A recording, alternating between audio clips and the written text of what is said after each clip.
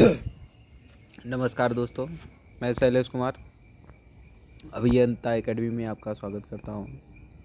दोस्तों, आज हम पढ़ने वाले हैं नॉर्टन्स थ्योरम के बारे में। तो डिप्लोमा वालों के लिए काफ़ी इंटरेस्टिंग क्लास है। देन आपसे रिक्वेस्ट है कि आप सेकेंड सेमेस्टर के अगर विद्यार्थी हैं तो बेसिक इलेक्ट्रिकल का ये पार्ट है जिसमें नॉर्टन्स प्रमेय है, काफ़ी इंपॉर्टेंट है, एग्ज़ाम से भी रिलेटेड काफ़ी इंपॉर्टेंट है। देन हम लोग आगे बढ़ते हैं, क्लास को आगे बढ़ाते हैं। तो क्या है नॉर्टन्स थ्योरम, इसके बारे में हम पूर्ण जानकारी के साथ आपसे रूबरू हो रहे हैं, आपके साथ इस क्लास को समझ किए हैं। देन कंटिन्यू करते हैं। ओके, नॉर्टन्स थ्योरम क्या है? देखिए, इसमें क्या है कि नॉर्टन्स थ्योरम और आपका थेवेनिन थ्योरम दोनों एक ही तरह का है। मतलब क्या होता है, तो एक तरह से हम इसको ये भी कह सकते हैं कि जो आपका नॉर्टन्स थ्योरम है वो थेवेनिन का दूसरा रूप है, ठीक है। लेकिन इसमें होता क्या है कि नॉर्टन्स प्रमेय में हम क्या करते हैं, दूसरा नेटवर्क धारा स्रोत में बदलते हैं, और जबकि थेवेनिन प्रमेय को वोल्टता में बदलते हैं। क्या करते हैं? वोल्टता सोर्स में बदलते हैं, ठीक। ये हमने आपके लिए एक ड्राइंग प्रस्तुत किया है। ड्राइंग कैसी है, देखिए। ये कोई आपका वोल्टेज सोर्स है V, ठीक, और ये रेजिस्टेंस R1, ये R2, और फिर है आपका ये A और B के बीच में एक रेजिस्टेंस है, रजिस्टिव लोड है जिसको कहेंगे लोड, ठीक। ओके, देन इसमें क्या करेंगे, सबसे पहले हम A और B को लघु करेंगे। तो क्या होगा हमारा ISC, मतलब शॉर्ट सर्किट धारा। तो ये हो जाएगा V/RN, यह धारा स्रोत के मान को प्रदर्शित करेगा। तो RN बराबर क्या हो जाएगा, R1 इंटू R2 बटे R1 प्लस R2, जहाँ हमारा IL जो होगा लोड धारा होगा और RN क्या होगा, नॉर्टन तुल्य होगा, ठीक।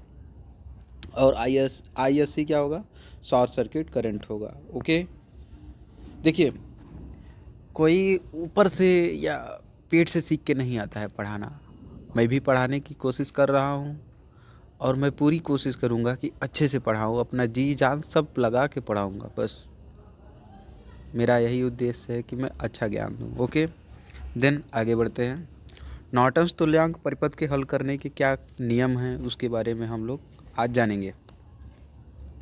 तो इसका पहला नियम क्या है, सबसे पहले परिपथ के दो सिरा जैसे A और B, A व B के बीच बाहरी प्रतिरोध RL को हटा देते हैं।